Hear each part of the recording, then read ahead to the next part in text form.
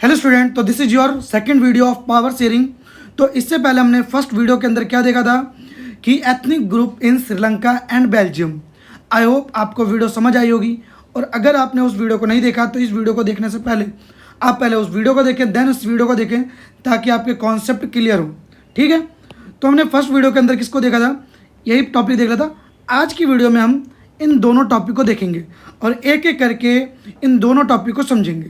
ठीक है, तो चलो वीडियो को स्टार्ट करते हैं। तो फर्स्ट टॉपिक आपका क्या है, अकोमोडेटिंग इन बेल्जियम। अकोमोडेटिंग का मतलब होता है समझदारी, एक तरीके से मतलब जब हम कोई अच्छा काम करें तो उसे कहते हैं अकोमोडेटिंग। तो बेल्जियम की समझदारी क्या थी, तो हमने क्या देखा वहाँ पर कि बेल्जियम के अंदर डच स्पीकिंग कम्युनिटी जो थी, जो डच स्पीकिंग कम्युनिटी थी वो कितने परसेंट थी, 59। फ्रेंच कितनी थी, 40 थी, और रिमेनिंग 1% कौन थे, जर्मन ये थे। और राजधानी ब्रुसेल के अंदर हमने क्या देखा कि 80% फ्रेंच थे और 20% डच थे, और यहीं पर सबसे ज़्यादा प्रॉब्लम थी। ठीक है, और हमने ये देखा था कि फ्रेंच पीपल्स ज़्यादातर रिच थे, एजुकेटेड थे, और इनको इसके बेनिफिट डच पीपल्स को ये बेनिफिट बाद में मिले, जिसके कारण वहाँ पर एक टेंशन की सिचुएशन बनी हुई थी। तो अब इस टेंशन की सिचुएशन को सॉल्व करने के लिए बेल्जियम गवर्नमेंट ने कौन से स्टेप उठाए उसको हम देखते हैं। तो अगर मैं बताऊं तो देखो, the Belgium leader recognise the existence of regional differences and cultural diversity. तो क्या करा, जो बेल्जियम की गवर्नमेंट थी उसने जो रीजनल डिफरेंसेस थे उसको रिकॉग्नाइज करा, और एग्जिस्टेंस मतलब कि उन्होंने माना कि हमारे देश के अंदर रीजनल डाइवर्सिटी है। ठीक है, और रीजनल डिफरेंसेस हैं, तो उनको माना, उनको मान्यता दी। क्या भाई, हम इसको मान्यता देते हैं कि हमारे देश के अंदर क्या है, रीजनल डाइवर्सिटी है और रीजनल डिफरेंसेस है। तो इसी चीज़ को लेकर उन्होंने क्या करा, 1970 से 1993 के बीच में अपने कॉन्स्टिट्यूशन को 4 बार अमेंड करा। Between 1970 to 1993 they amended their constitution 4 time. अब क्वेश्चन ये उठता है कि उन्होंने अपने कॉन्स्टिट्यूशन को 4 बार क्यों चेंज करा, व्हाट वाज द रीज़न। तो रीज़न ये कि everyone to live together within the safe country, मतलब सभी के सभी जो लोग हैं वो एक ही देश में रह सकें, इस चीज़ के लिए उन्होंने अपने संविधान के अंदर 4 संशोधन करे। अब एक एक करके हम एक एक अमेंडमेंट को देखते हैं और जानते हैं कि उन्होंने क्या करा, जिसके कारण सभी के सभी लोग एक देश के अंदर एक साथ मिलकर रहे और कोई फाइट नहीं हुई उनके बीच में, और जो एक टेंशन का माहौल था वो भी पूरी तरीके से ख़त्म हो गया। तो फर्स्ट अमेंडमेंट क्या था, constitution prescribe that the number of Dutch and French speaking minister shall be equal in the central government. तो पहले क्या करा, Dutch and French speaking minister shall be equal in the central government, मतलब जो central government होगी उसके अंदर जो डच स्पीकिंग कम्युनिटी होगी और फ्रेंच स्पीकिंग कम्युनिटी होंगी, उन दोनों के जो मिनिस्टर होंगे वो इक्वल होंगे। फॉर एग्जांपल मान के चलो, अगर 100 मिनिस्टर चुनकर आ रहे हैं तो 50 डच होंगे और 50 फ्रेंच होंगे। इस तरीके का उन्होंने एक तरीके से प्रिंसिपल दिया, और साथ ही साथ some special laws required that support of majority of members from each groups, मतलब कुछ जो इंपॉर्टेंट लॉज हैं जो दोनों के कल्चर से रिलेटेड हैं, लैंग्वेज से रिलेटेड है, तो अगर उन लॉज को हमें पास करना है तो हमें ज़रूरी क्या है, दोनों ग्रुप के मेजॉरिटी ऑफ पीपल्स उस लॉ के फेवर में वोट करें, तब जाके उस लॉ को पास करा जाएगा, नहीं तो उस लॉ को पास नहीं करा जाएगा अदरवाइज। ठीक है, तो पहला अमेंडमेंट हमें ये दिखता है। दूसरा क्या करा, many power of central government have been given to state government of 2 regions of the country. ये दा है, याद रखना, रीजन ऑफ द कंट्री। तो 2 थे, फ्लेमिश और बेलोनिया।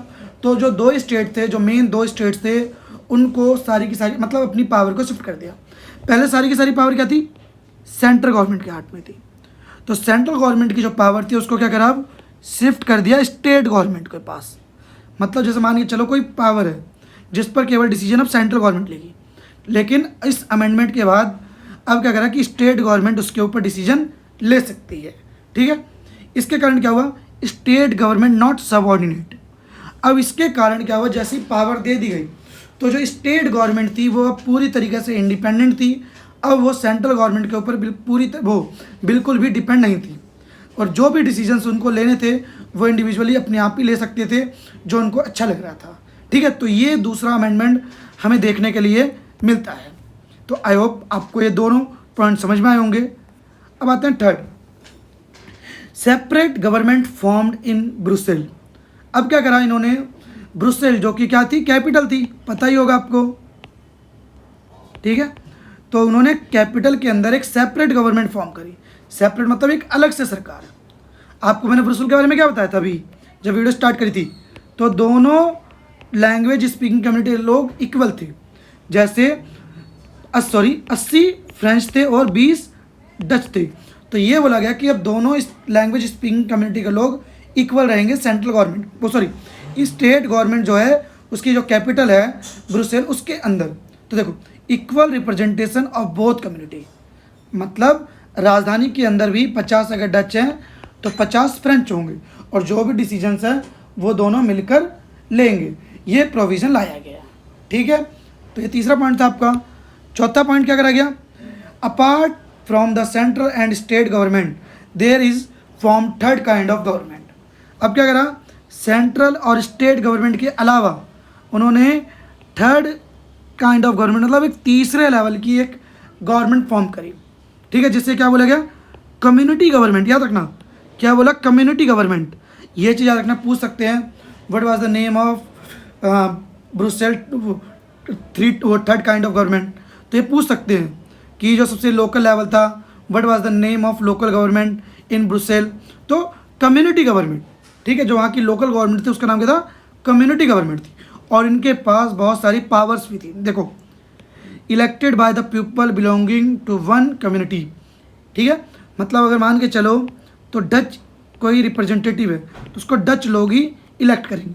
ये रिप्रेजेंटेटिव है तो इसको डच पीपल्स ही इलेक्ट करेंगे, इस तरीके से। And power regarding culture, education and language related issue.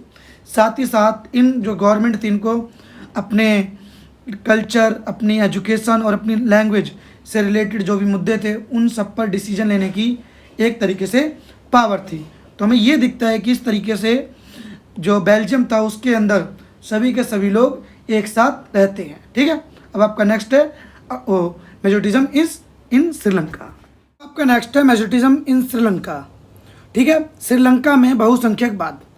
Mainly जब हमने फर्स्ट वीडियो देखी थी तो उसके अंदर क्या देखा था कि श्रीलंका के अंदर दो एथनिक ग्रुप थे, एक सिंगली और दूसरा तमिल। सिंगला स्पीकिंग सिंगला लैंग्वेज के जो लोग थे वो कितने थे, 74, और तमिल के कितने थे, 80। तो ये चीज़ हमने देखी थी, और जो मेन कॉन्फ्लिक्ट था वो इन दो कम्युनिटी के बीच में ही था। ठीक है, क्यों, क्योंकि जो सिंगला स्पीकिंग कम्युनिटी थी उन्होंने मेजोरिटिज्म के बेस पर अपनी गवर्नमेंट को फॉर्म कर लिया था। देखो, after the independent the leader of Sinhala community sought to secure dominance over the government by the basis of their majority. तो यहाँ पर क्या देखा आपने कि secure dominance over the government by basis of their majority, मतलब अपनी मेजोरिटी के बेस पर उन्होंने क्या करा, गवर्नमेंट के अंदर अपना डोमिनेंस, अपनी सुप्रीमेसी को क्या करा, क्रिएट करा। और उन्होंने कुछ ऐसे मेजर्स को अडॉप्ट करा जिससे उनकी सुप्रीमेसी दिखे। देखो, adopted a series of majoritarianism measures to establish Sinhala supremacy. मतलब अब सुप्रीमेसी का मतलब क्या होता है, अपनी ताकत को बढ़ाने के लिए, अपनी पावर को बढ़ाने के लिए उन्होंने कुछ ऐसे मेजर्स को अडॉप्ट करा जिससे उनकी सुप्रीमेसी दिख सके। उन्होंने क्या करा, 1956 में एक एक्ट पास करा। एक्ट मतलब कानून। अब जब उन्होंने कानून पे पास करा तो उसके अंदर क्या करा कि Sinhala as the only official language, मतलब जो सिंगला लैंग्वेज है वही एक ऑफिशियल लैंग्वेज है। इट मीन्स जो भी काम होगा देश के अंदर वो किस में होगा, सिंगला में होगा। ठीक है, फिर दूसरा, preferential policy for favoured Singla applicants for universities position and government jobs. कुछ ऐसी पॉलिसीज़ बनाई, किसके प्रेफरेंस में बनाई, सिंगला एप्लीकेंट्स के फेवर में। मतलब जो सिंगला एप्लीकेंट्स थे उनके फेवर में, जो लोग सिंगली बोलते थे, ताकि उनको यूनिवर्सिटीज़ में और गवर्नमेंट जॉब्स के अंदर थोड़ी क्या मिले, बढ़ावा मिल सके, ये चीज़।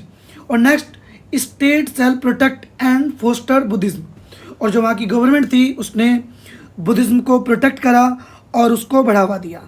हमें ये चीज़ दिखती है यहाँ पर। अगर मैं बोलूँ इन चीज़ों से साफ साफ पता चल रहा है कि सिंगला स्पीकिंग कम्युनिटी के जो लोग थे उन्होंने सारे के सारे जो काम करे वो केवल और केवल अपनी सुप्रीमेसी को शो करने के लिए करे। अब जैसे ये चीज़ होती है तो क्या होता है, जो तमिल स्पीकिंग कम्युनिटी के लोग होते हैं उनको फीलिंग आती है किसकी, सेपरेशन या एलिनेशन। इसका मतलब होता है बेगानापन। इट मीन्स रह तो एक ही देश में रहे लेकिन एक देश में रहने के बावजूद हम क्या देख रहे हैं कि हमारे साथ डिस्क्रिमिनेशन हो रहा है। तो इन चीज़ों को लेकर हम क्या देखते हैं कि ये चीज़ होती है। अब क्यों होती है ऐसा, इसका भी रीज़न था। ऐसा वो सोच ही क्यों रहे, रीज़न तो यही है ना। अगर वो एलिनेशन सेपरेशन कि वो तो एक देश में एक अलग कट कर रह गए हैं, तो अगर ऐसी उनके अंदर फीलिंग आ रही है तो क्यों आ रही है। तो पहला, they felt none of the major political parties led by the Buddhist Sinhala leader was sensitive to their language and culture. मतलब कोई भी ऐसी पार्टी नहीं है जो बुद्धिस्ट पार्टी है, बुद्धिस्ट सिंगला लीडर्स की पार्टी है जो तमिल लोगों की लैंग्वेज और कल्चर को लेकर सेंसिटिव है, जो उनकी बात कर सके। पहली तो उनको ये कोई दिक्कत नहीं है, अगर आप जो भी करना करो, बट कोई तो ऐसी पॉलिटिकल पार्टी हो जो हमारे लैंग्वेज, हमारे कल्चर, इन सब की भी बात करे। तो इसलिए दूसरा, constitution and government policies deny them political rights, discrimination against them in getting jobs and other opportunities and ignoring their interest. और साथ ही साथ वो क्या कह रहे कि जो गवर्नमेंट पॉलिसीज़ थी वो डिनाई करी थी, किसके, मना करी थी, पॉलिटिकल राइट। पॉलिटिकल राइट मतलब उनको चुना नहीं जा सकता, मतलब वो गवर्नमेंट में खड़े नहीं हो सकते। साथ ही साथ उनको वोटिंग राइट, इस तरीके से बोल सकते हैं। डिस्क्रिमिनेशन करा गया था उनके साथ, क्यों, जॉब्स के अंदर। क्यों, क्योंकि जितनी भी इंपॉर्टेंट जॉब्स थी वो किसको दी जा रही थी, सिंगला एप्लीकेंट को। और जो भी पॉलिसीज़ बनाई जा रही थी वो सिंगला एप्लीकेंट के लिए बनाई जा रही थी। तो एक तरीके से क्या हुआ, इनके साथ डिस्क्रिमिनेशन ही तो हो रहा है, भेदभाव ही तो हो रहा है। साथ ही साथ और भी जो अदर अपॉर्चुनिटीज़ थी उनमें इनके साथ भेदभाव हो रहा था, जैसे गवर्नमेंट जॉब्स हो गई, इनके अंदर उनके भेदभाव हो रहा था, ठीक है। और जो उनके इंटरेस्ट थे उनको भी इग्नोर करा जाता, उनको क्या चाहिए क्या नहीं चाहिए, इन सभी चीज़ों को इग्नोर करा जा रहा था। तो यहाँ पर हमें एक चीज़ दिखती है कि बिल्कुल वो एक देश में रह तो रहे हैं लेकिन उसके बावजूद वहाँ रहकर उनको कोई फ़ायदा नहीं है, क्योंकि कोई भी एक पॉलिटिकल पार्टी या कोई एक व्यक्ति नहीं है जो उनके बारे में सोचे। तो यहाँ पर सिंपल है, जब ऐसी चीज़ होगी तो कहीं ना कहीं गुस्सा आएगा ही, और कहीं ना कहीं सिंपल है, आग में घी डालने का काम हो गई। सिंपल है, कब तक एक बंदा शांत बैठेगा। तो यही हुआ, कोई भी बंदा एक लिमिटेड टाइम पीरियड के लिए शांत बैठ सकता है। तो यही हुआ। अब है एक्शन ऑफ तमिल्स। अब जब ये सारी चीज़ें हो रही थी तो तमिल पीपल्स ने अपना क्या एक्शन दिखाया। तो first, launched party and struggle for the recognise of Tamil as a official language. उन्होंने क्या करा, बहुत सारी पार्टीज़ लॉन्च करी, साथ ही साथ स्ट्रगल करा कि उनकी जो तमिल लैंग्वेज है उसको मान्यता दी जाए, रिकॉग्नाइज करा जाए। साथ ही साथ for regional autonomy and equality for opportunities in securing education and jobs. साथ ही साथ उन्होंने रीजनल ऑटोनॉमी की बात करी। रीजनल ऑटोनॉमी का मतलब ही क्या होता है कि इनका कोई एरिया, जैसे ये जो ग्रीन एरिया आप देख रहे हो, ये इस ग्रीन एरिया में ही तमिल पीपल्स रहते थे। तो इस एरिया में उन्होंने ऑटोनॉमी की बात करी, मतलब कि यहाँ पर एक तमिल गवर्नमेंट होनी चाहिए तमिल लोगों की, जो उनको लेकर थोड़ी सेंसिटिव हो, ठीक है, और जो उनके राइट्स की बात करे। तो उन गवर्नमेंट की बात करी। साथ ही साथ उन्होंने, ठीक है, इक्वल अपॉर्चुनिटी की बात करी कि उनको जो सिंगला स्पीकिंग कम्युनिटी के लोग हैं उनके बराबर अपॉर्चुनिटीज़ मिले, किसमें, एजुकेशन और जॉब्स के अंदर। एक तो ये बात करी। दूसरी, हम क्या देखते हैं कि 1980 में बहुत सारे पॉलिटिकल ऑर्गेनाइजेशन उन्होंने फॉर्म करे, बनाए, और डिमांड किसकी चीज़ की करी, इंडिपेंडेंट तमिल ईलम स्टेट, ठीक है, इंडिपेंडेंट तमिल ईलम स्टेट, ये वाला एरिया, कि मतलब उन्हें एक इंडिपेंडेंट तमिल ईलम स्टेट दे दिया। मतलब अगर मैं बोलूँ तो उन्होंने एक सेपरेट कंट्री की मांग कर ली। सिंपल अगर मैं बोलूँ तो नॉर्दर्न एंड ईस्टर्न पार्ट, ये नॉर्थ हो गया और ये ईस्ट हो गया। तो वहाँ उन्होंने एक तरीके से अगर मैं बोलूँ तो एक सेपरेट स्टेट की मांग करी, एक सेपरेट कंट्री की मांग करी। और मांग करने वाला लोग थे कौन, ऑर्गेनाइजेशन के, लिट्टे। याद रखना, आपकी बुक में नहीं लिख रखा, लेकिन लिट्टे एक वैसा ऑर्गेनाइजेशन था जिसके लीडर प्रभाकरण थे। उन्होंने ही एक तमिल ईलम स्टेट की मांग करी, ठीक है। अब जिस तरीके से ये चीज़ें हो रही थी, जो चल रहा था केस, अब धीरे धीरे हम क्या देखते हैं कि जो ये कॉन्फ्लिक्ट था वो सिविल वॉर में कन्वर्ट हो गया। सिविल वॉर क्या होता है, जब एक कंट्री के अंदर जब वॉर की सिचुएशन बनी होती है और वॉर होता है तो उस सिचुएशन को ही हम सिविल वॉर कहते हैं। मतलब जब कंट्री के अंदर ही आपस में जो लोग हैं वो आपस में एक दूसरे से लड़ रहे हैं तो उस सिचुएशन को हम क्या कहते हैं, सिविल वॉर।